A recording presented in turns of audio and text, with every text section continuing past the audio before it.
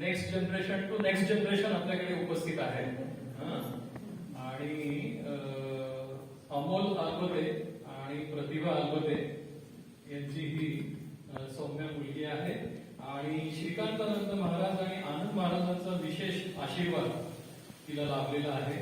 आणि ठाकूर आणि माताजी आणि स्वामीजींची कृपा या रामकृष्ण संघातल्या स्वामीजींकडनं तिला प्राप्त झालेली आहे. आणि बालक संघ जो आहे, रामकृष्ण मठ पुण्याचा बालक संघ खूप फेमस आहे. तर त्या बालक संघाने जवळजवळ 8 साधू रामकृष्ण मठाला दिलेले आहेत. 8 साधू. तर त्या बालक संघामध्ये अनेक प्रवचन सौम्याची झालेली आहेत. तर तिचं इंट्रोडक्शन मी तुम्हाला करून देतो. आणि आपल्या सगळ्यांचं भाग्य आहे, खरंच भाग्य आहे की सौम्या आज इथे उपलब्ध आहे. तिला खरं तर सुट्टी नव्हती, पण ठाकूरांनी कृपा अशी केली की तिच्या शाळेला सुट्टी दिली. त्यामुळे ती खूप खुश झाली. तर मी आपल्या सगळ्यांच्या वतीनं सौम्याला प्रार्थना करतो म्हणायला हरकत नाही, कारण खरंच भाग्याची गोष्ट आहे. या वयामध्ये ती 2री मध्ये, she is in 2nd standard, 2nd standard मध्ये ती आता अभ्यास करते तळेगावमध्ये. तर तिला मी प्रार्थना करतो की तिने तिचं गुरुपौर्णिमेनिमित्तचं वक्तव्य ठेवावं.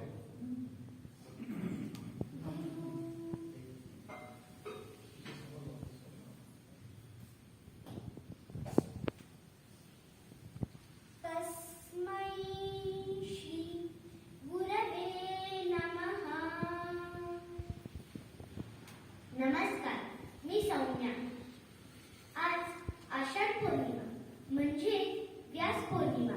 हा दिवस आपण गुरुपौर्णिमा म्हणून साजरा करतो, कारण महर्षी व्यासांनी सर्वश्रेष्ठ ग्रंथ महाभारत याची रचना केली व सर्व वेदांना 4 भागामध्ये विभाजित केले. ऋग्वेद, सामवेद, यजुर्वेद आणि अथर्ववेद. या कारणामुळे आपण व्यास पौर्णिमेला गुरुपौर्णिमा म्हणून साजरी करतो. गुरुबद्दल प्रेम व कृतज्ञता व्यक्त करण्याचा हा दिवस.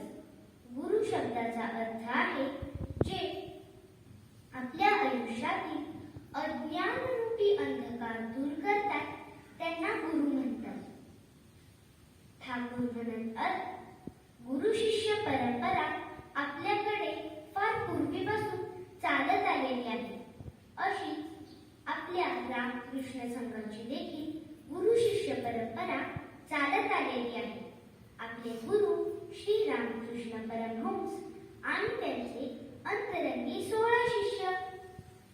ठाकूर म्हणत असत, ईश्वर आपल्या हृदयामध्ये विराजमान आहे, परंतु तरीही आपण त्यांना पाहू शकत नाही, कारण त्यावरती अज्ञानाचा पडदा आहे आणि तो पडदा फक्त गुरुच दूर करू शकतात. एकदा ठाकूर आपल्या कॉटवरती बसले होते. समोरच काही भक्तजन बसले होते. ठाकूरांनी एक टॉवेल आपल्या चेहऱ्यासमोर धरला व विचारले, मी तुम्हाला दिसतो आहे का? भक्तजन म्हणाले, कसे काय दिसणार? तुमच्या चेहऱ्यावर तर कापड आहे. ठाकूर म्हणाले, अगदी तसंच. ईश्वर आपल्या हृदयामध्येच विराजमान आहे. आपणाला फक्त तो पडदा दूर करायचा आहे आणि त्यासाठी आपल्याला गुरूंची आवश्यकता आहे. त्यासंबंधी शंकराचार्य म्हणतात, तुम्ही अशाच गुरूंकडे गेले पाहिजे ज्यांना ईश्वर माहिती आहे, ज्यांनी ईश्वर पाहिला आहे आणि त्यांनी सांगितल्यानुसार आपण वागलं पाहिजे. अशीच ईश्वराला पाहण्याची तळमळ स्वामीजींच्या ठायी पडली आणि म्हणूनच गुरूंच्या शोधात ते दक्षिणेश्वरी श्री रामकृष्ण परमहंस यांच्याकडे गेले व गुरूंच्या आज्ञेनुसार आपले जीवन व्यतीत करू लागले. वडिलांच्या निधनानंतर त्यांची आर्थिक परिस्थिती खालावली होती. तेव्हा नरेंद्रच्या मनात अचानक विचार चमकून गेला की ठाकूर तर काली मातेशी बोलतात. जर त्यांनी आपल्याकरता तिच्याकडे नोकरी मागितली तर?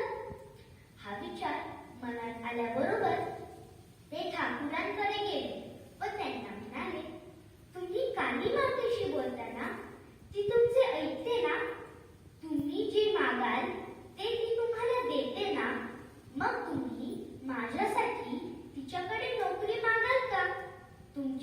माझी परिस्थिती तर तुम्हाला माहीतच आहे.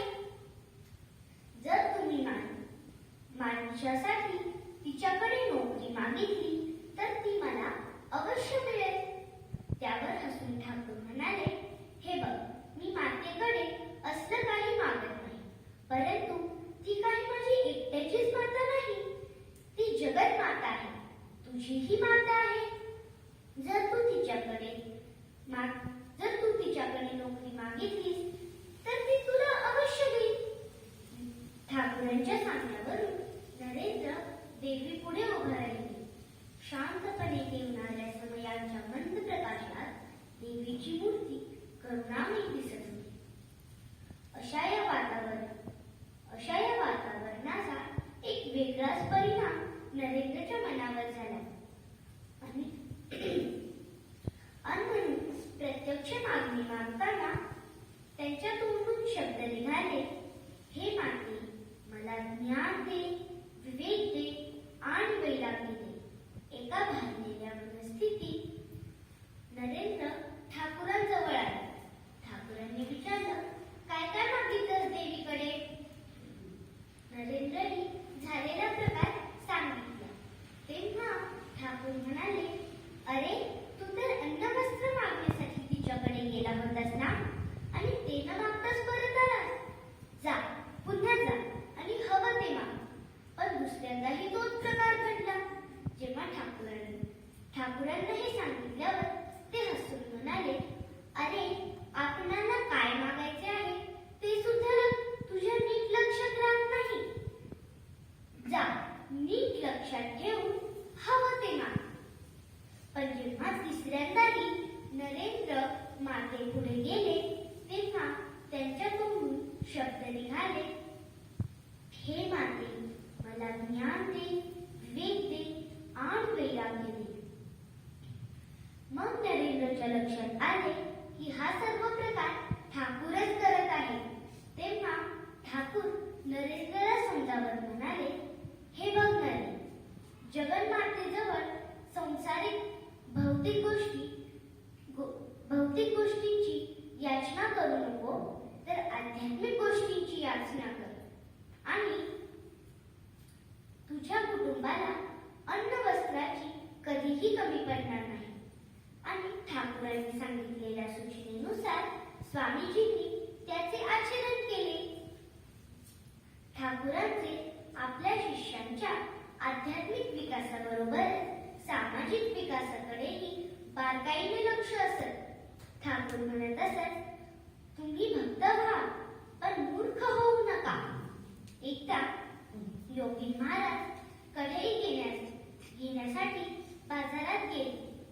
तेव्हा दुकानदार त्यांना म्हणाला, मी एक धार्मिक माणूस आहे व मी कोणालाही कधीच फसवत नाही. हे ऐकून योगी महाराजांना खूप आनंद झाला व त्यांनी दुकानदाराशी छान छान धर्माच्या गप्पा मारल्या व त्यांनी दिलेली कढई न तपासताच ते दक्षिणेश्वरी घेऊन आले. माताजींकडे स्वयंपाकासाठी ती कढई दिली आणि स्वयंपाक करताना माताजींच्या लक्षात आले की ही कढई तर गळती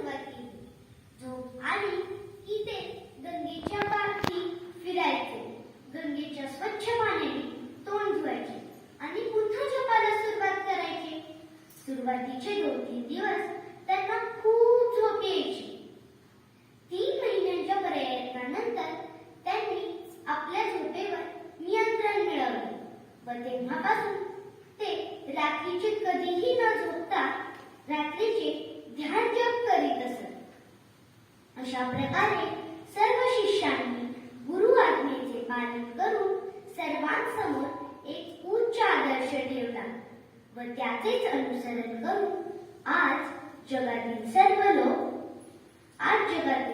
लोक आपली आध्यात्मिक उन्नती करून घेत आहेत. अशा या आपल्या महान गुरूंना व त्यांच्या 16 शिष्यांना मी वंदन करून इथेच थांबते. ओम शांती शांती शांती.